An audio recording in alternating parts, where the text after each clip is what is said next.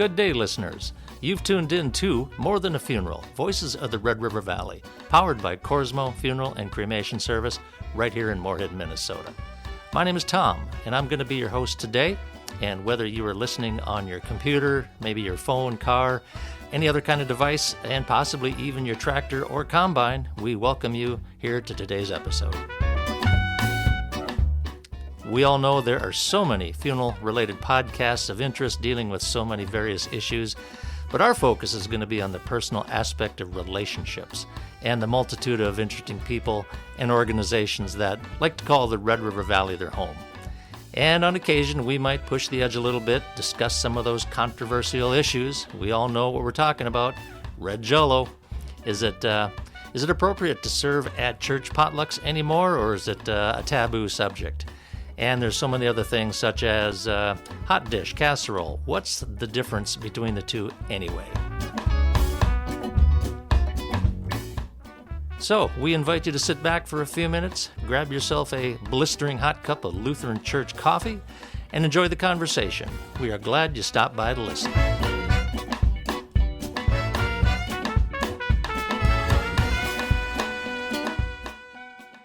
Well, good day, listeners. You are tuned into another exciting episode, actually episode number 3 of More Than a Funeral, Voices of the Red River Valley. And of course, my name is Tom, I'm your host, and it's a pleasure today to be on site at the Clay County Veterans Service Office in Moorhead, Minnesota.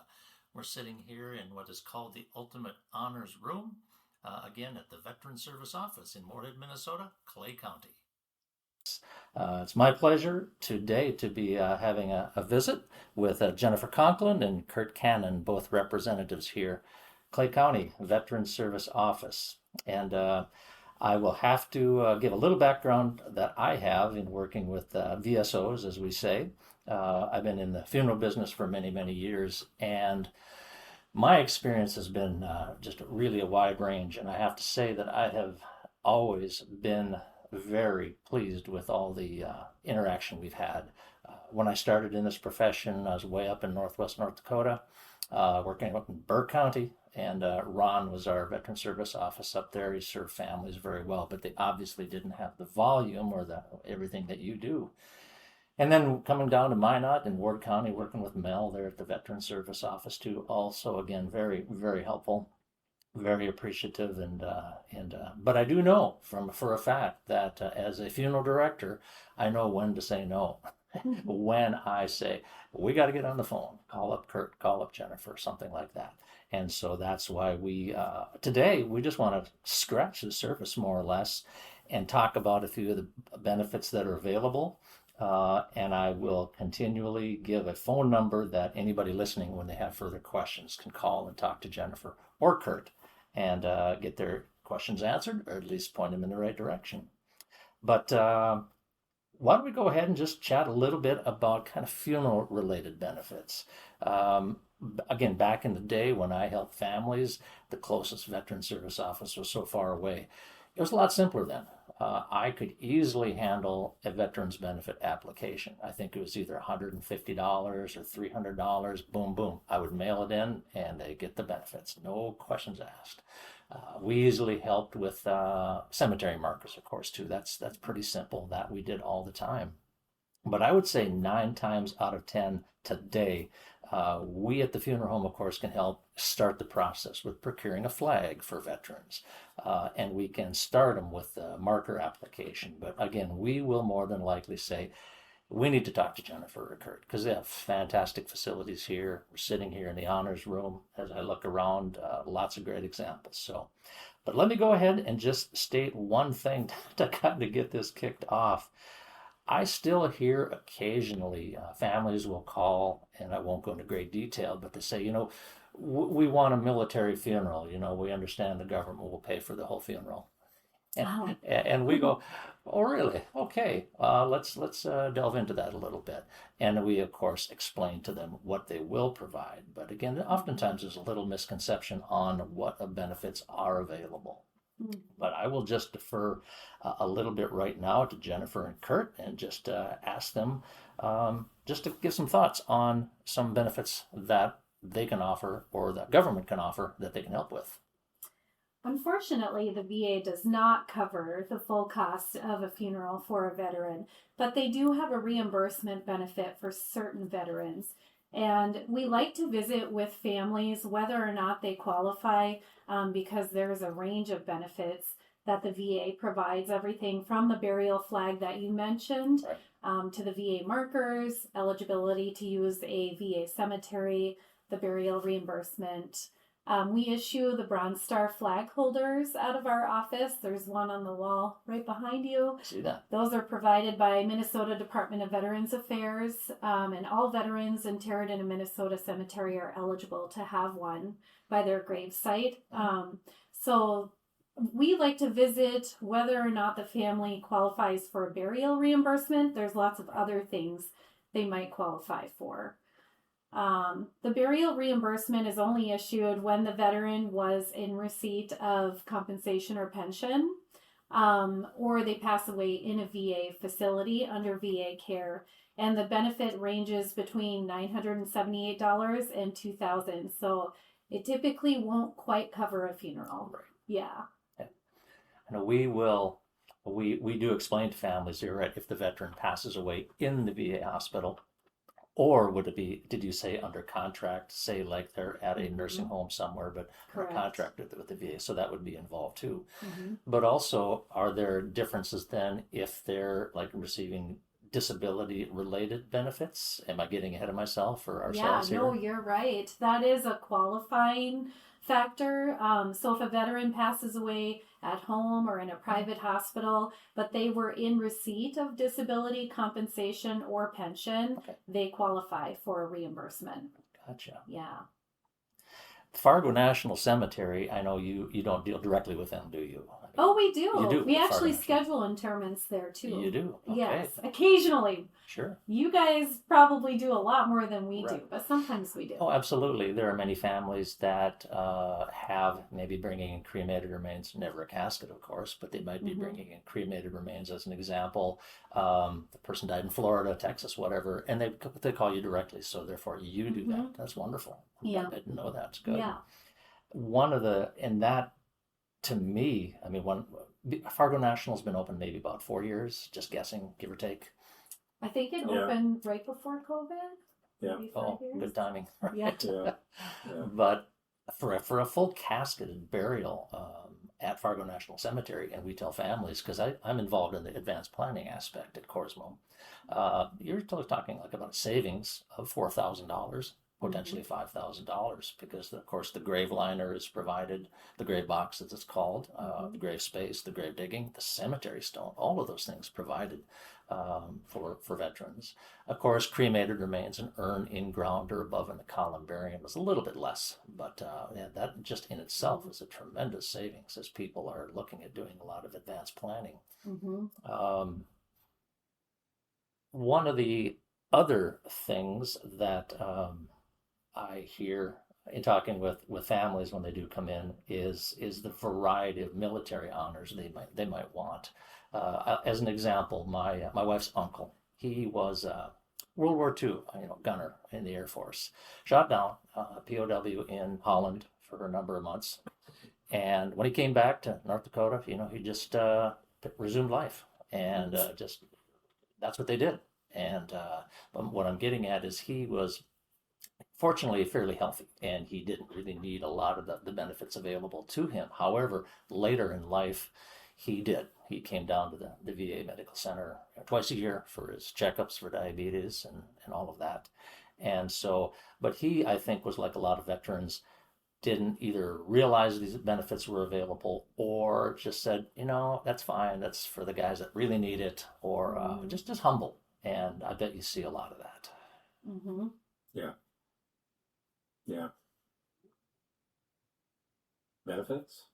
I'd have to go back to the National Cemetery first. You do. One piece of application, we do the predetermined burial application for national cemeteries here in our office, and that's all national cemeteries that work through the scheduling office in Right. St. Louis.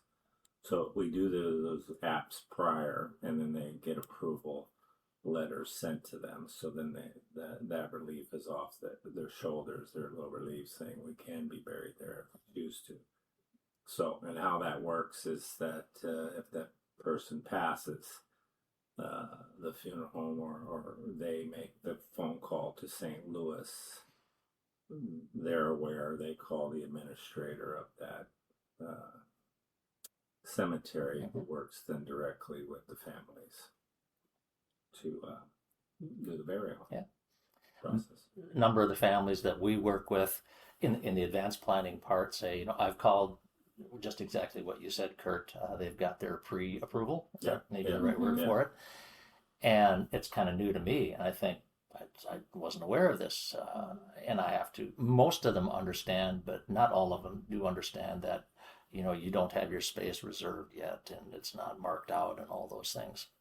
You've just kind of gone through the first step of the process, right? Right. Because at the time of need, just like you alluded to, whether you do or whether we do, we email the DD-214, the most important document known to mankind, the DD-214 discharge papers, and then we follow up with them. But you're right, it is very helpful that they be pre-approved.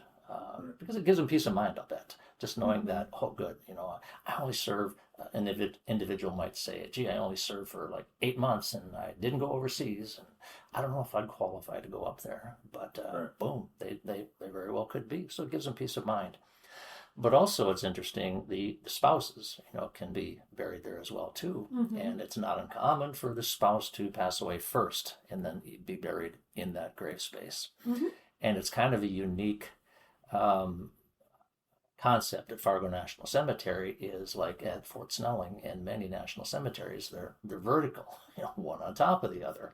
Right. And so those are deep.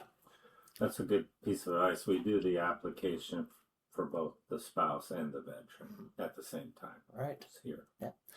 So, and correct me if I'm wrong, but let's just say there's a casketed burial, the white marble headstone, to call it that. When the second person, spouse, whether spouse or veteran, passes away, that marker is actually removed, isn't it? And then a brand new one goes in? I don't know if it's brand new or if they inscribe on the other side. Okay.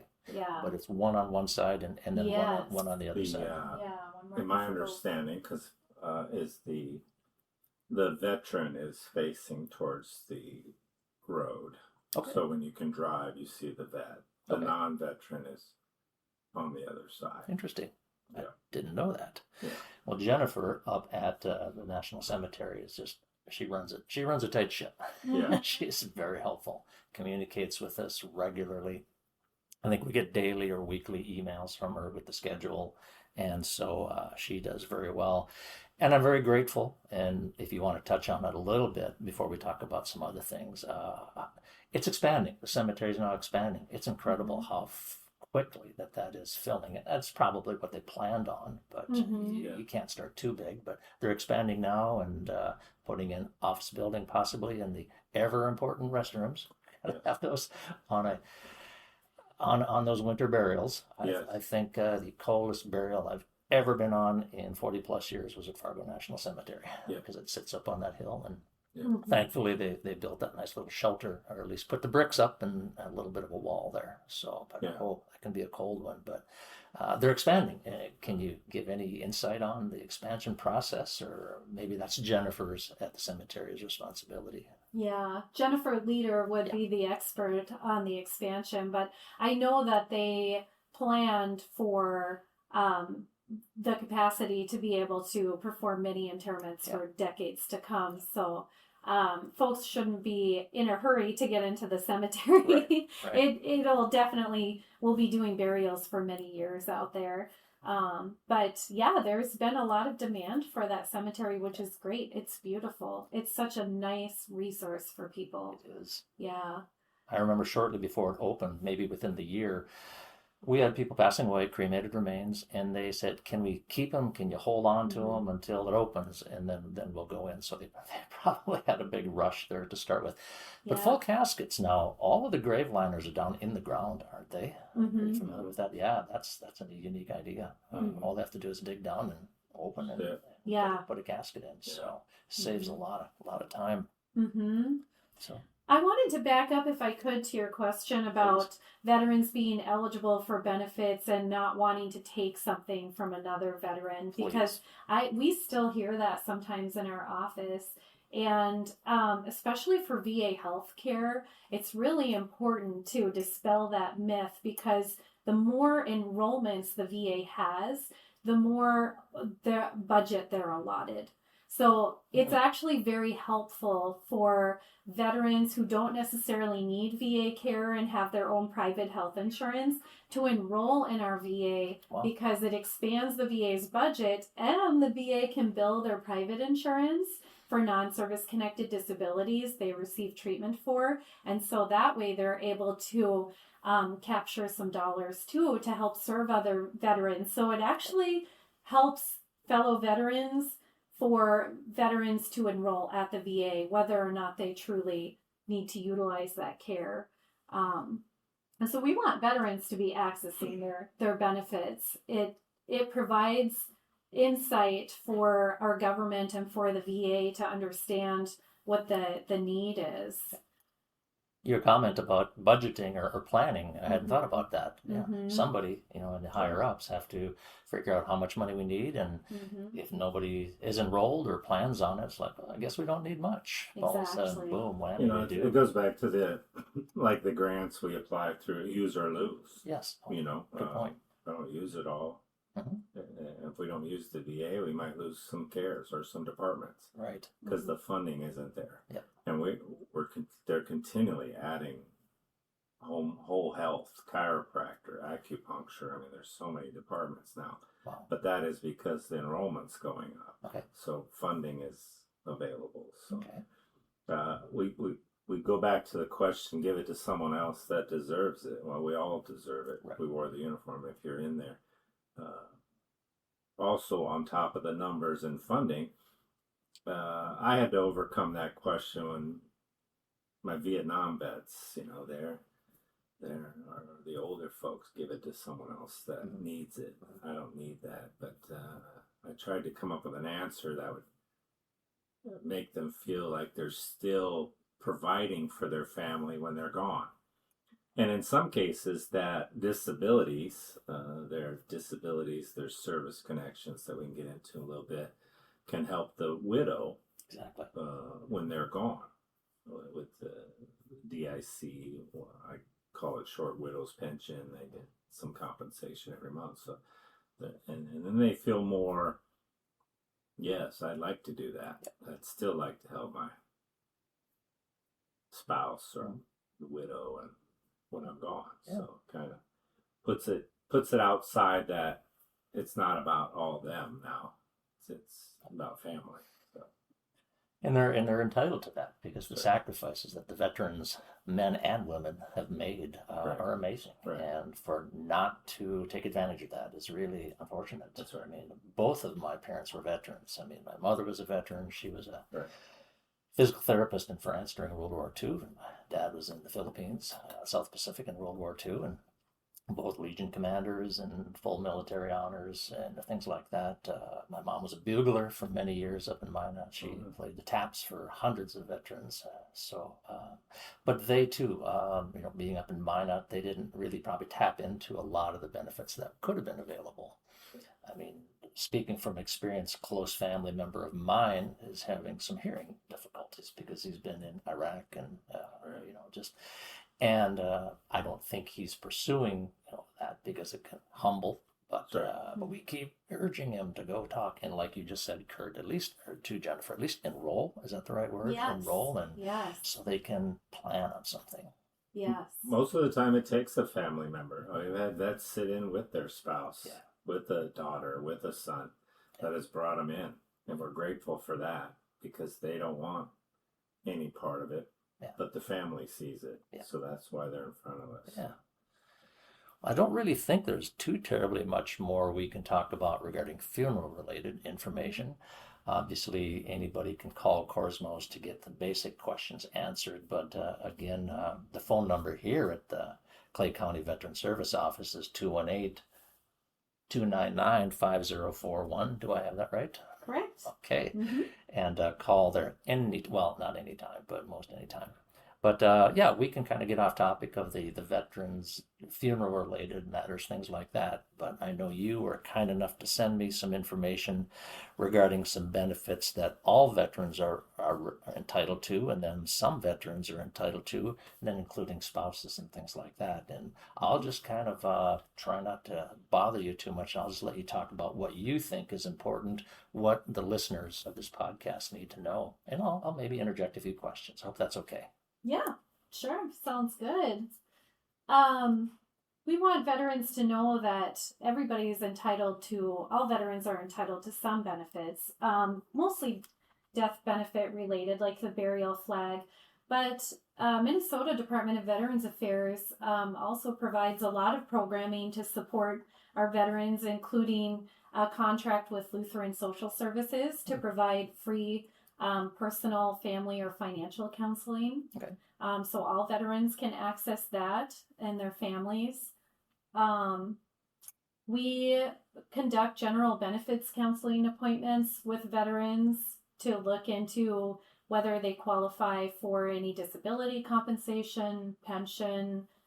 There's grants through the state that are income-based for dental and optical. Minnesota offers the Veterans Relief Grant, the VRG, that can help with unexpected expenses, like a furnace replacement this time of year. Things that are really expensive that are difficult to plan for, car repairs, even medical bills, those kinds of things. And then dental and optical grants for veterans and their family members when their income and their assets are below a certain level. And we're here to help people review their personal situations and their DD-214s to determine everything that they are eligible for. We can do that. That's what we're here for.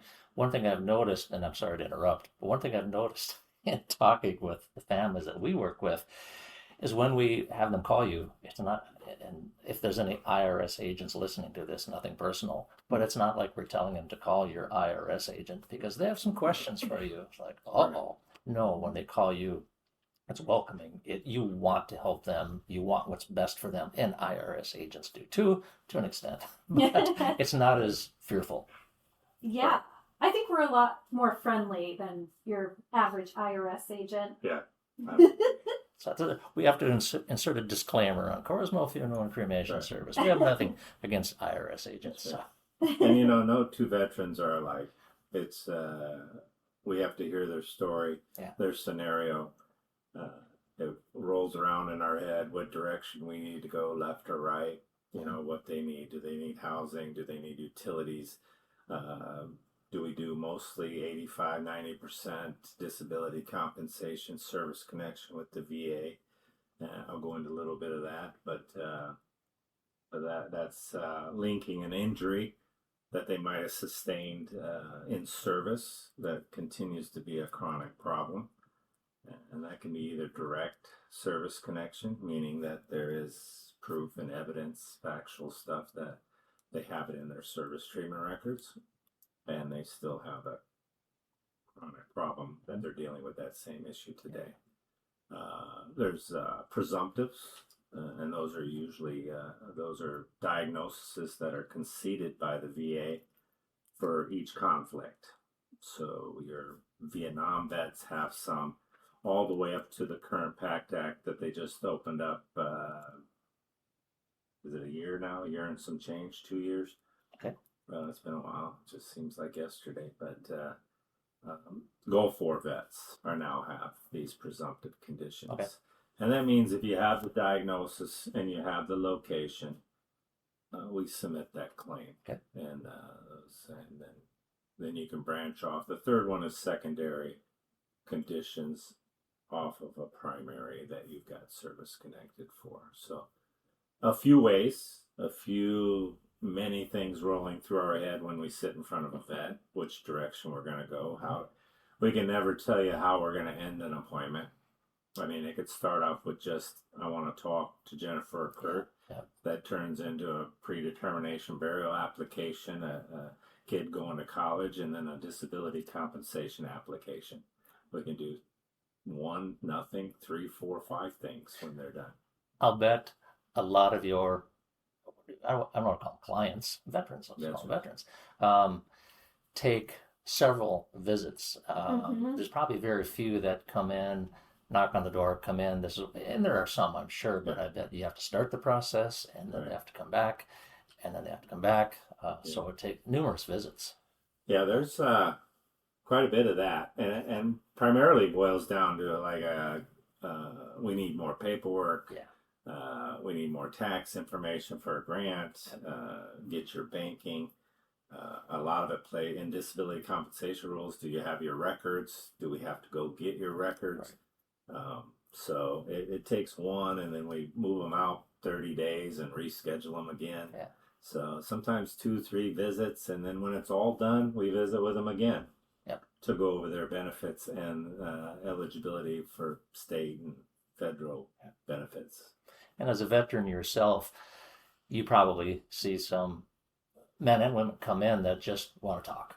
You know, you've completed what task they had to do, but, you know, I grabbed a cup of coffee on the way in. They probably just want to grab a cup of coffee and just have a listening ear. That's right. And that's huge too.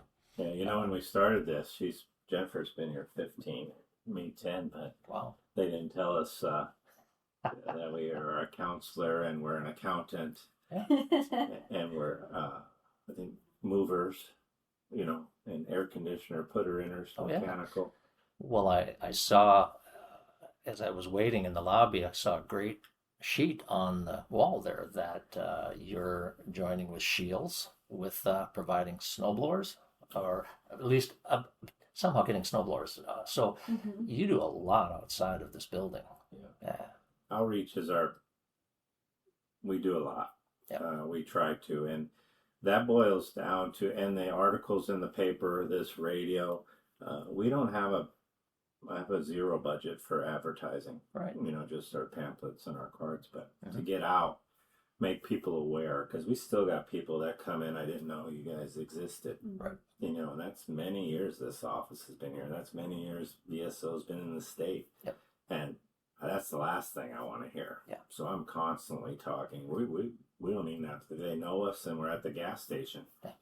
It never ends till we lock ourselves in our house. But sometimes it doesn't end there because we have Facebook. They know where you live. Yeah, but it's constantly 24/7, and that outreach is important to capture those people that don't want to be here or don't want benefits and isolate themselves and don't have a paper and don't have a phone and don't have a TV. Yeah, you know, and people aren't going to get reached by this podcast, but you do this, you do a paper, and a family member sees it, and it's word of mouth is huge to us. Yeah. So.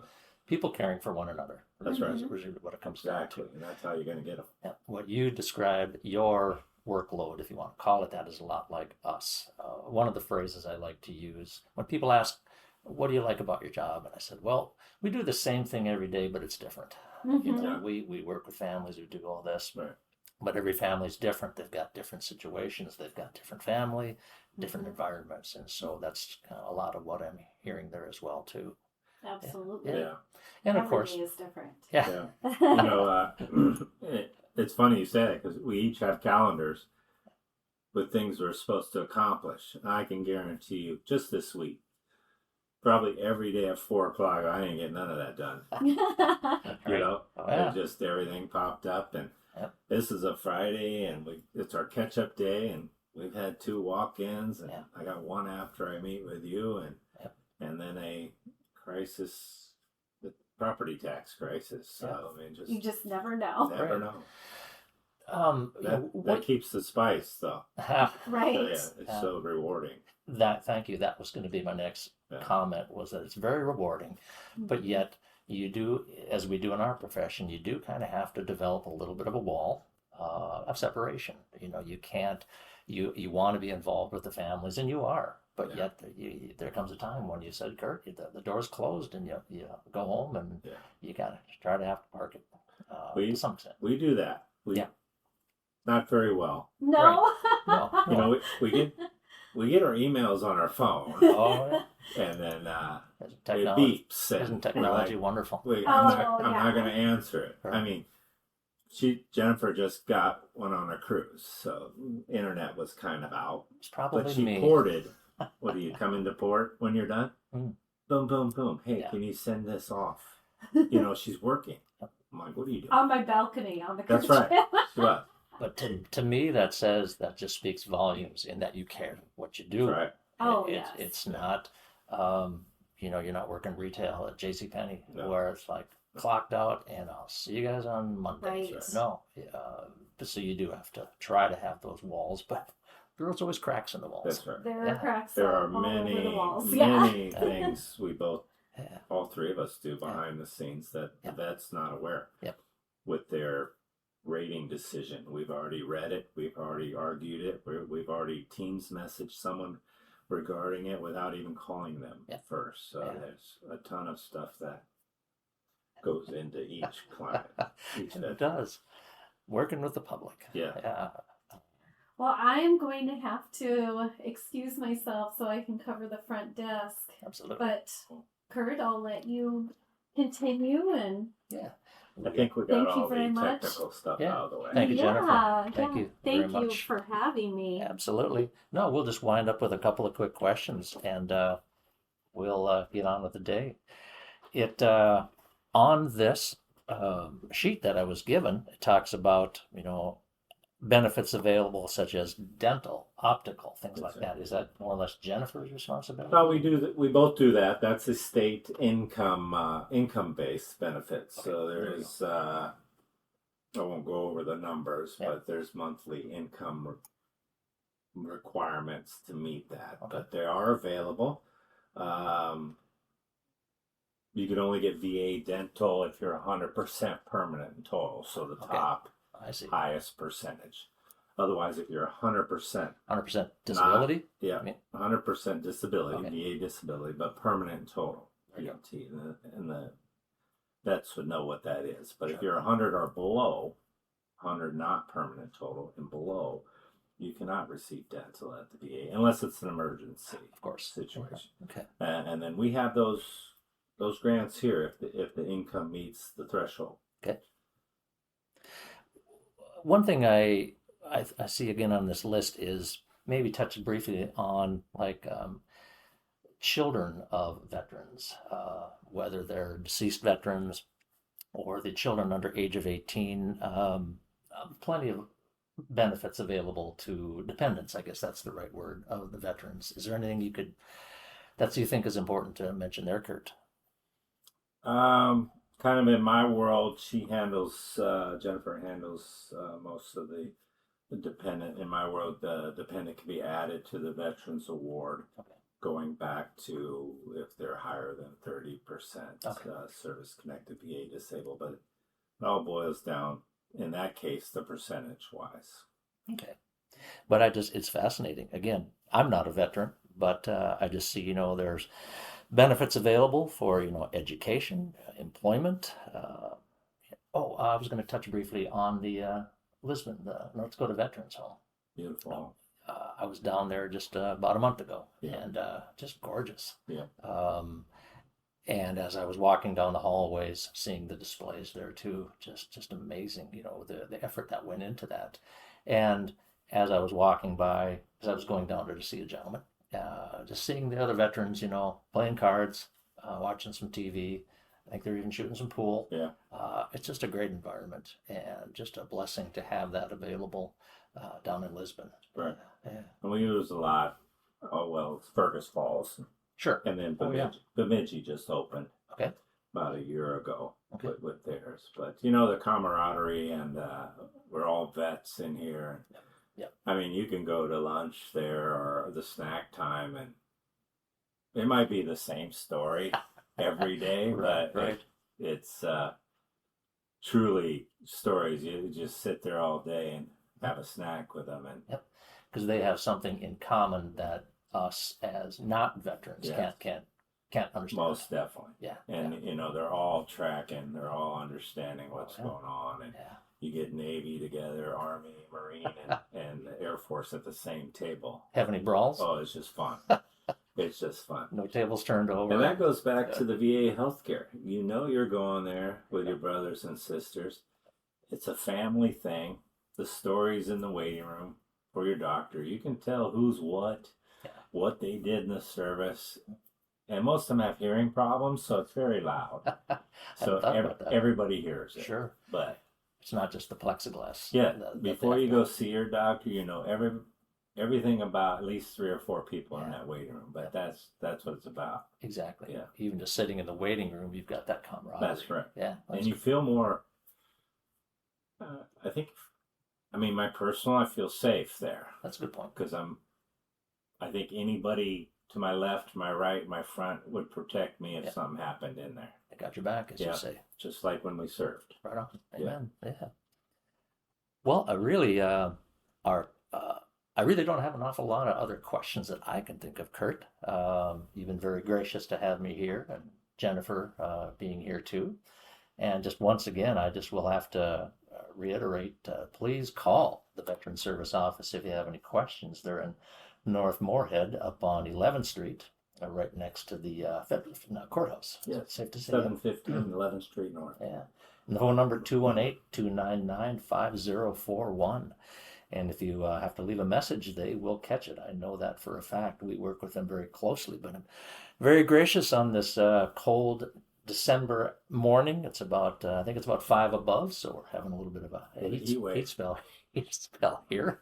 So anybody listening to this in Hawaii can appreciate that. But yeah, Jennifer's catching some phones for some people out there. Any last things, Curt, you think maybe I've missed that you might want to touch on? It's a good refresher promoting our office for benefits. If they have any questions outside of what we talked about, we're kind of, I always tell people it's a one-stop shop. Yeah. If we don't know, which is usually rare, we have the resource to find that answer. Exactly. Yeah. So. Exactly. And as I pointed out to start with, we weren't here to answer every question because that's why you're here. That's right. We just wanted to raise awareness of the Veteran Service Office, the benefits that are not just the benefits, but the respect and the honor due to all of you veterans listening and your families listening. Exactly. That's why they're here, and that's why we're here as well too. So.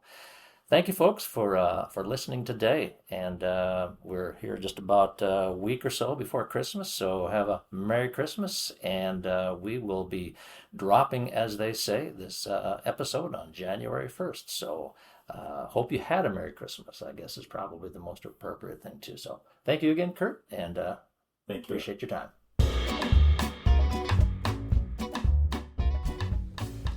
You have been listening to More Than a Funeral, Voices of the Red River Valley. And I have been your host, Tom Pence, and I'm one of the funeral directors at Cosmo Funeral and Cremation Service here in Moorhead, Minnesota. The word service has been an intentional part of our name for over 66 years, and we pride ourselves on attention to detail and personal service. Personally, my responsibilities revolve around the advanced planning aspect of our profession, and I enjoy visiting with people as we discuss the many possibilities of a memorable celebration service that will eventually honor a life according to their wishes. And from a practical standpoint, which is getting so very important these days, I help families plan ahead so that the family left behind will not be burdened with a large financial responsibility, therefore allowing them to spend time with their family, remembering their loved one, not having to worry about how to handle the expenses.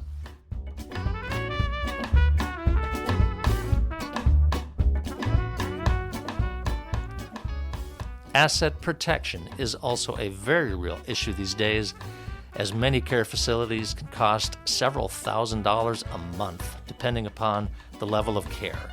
Cosmo can provide simple and effective ways of protecting those assets, and I welcome the opportunity to visit with you about that. If you enjoyed this podcast and found some value in it, we greatly appreciate your sharing with a friend. And if you have a moment, text somebody right now. Encourage them to give a listen and perhaps follow the podcast personally. We anticipate publishing a new episode on the first day of each month, so check back for interesting guests and topics. And of course, we also welcome your suggestions for future guests and topics of interest as well.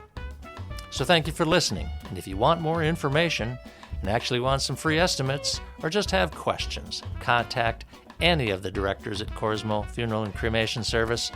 Our phone number is 218-233-1533, and our web address is corsmofuneralservice.com.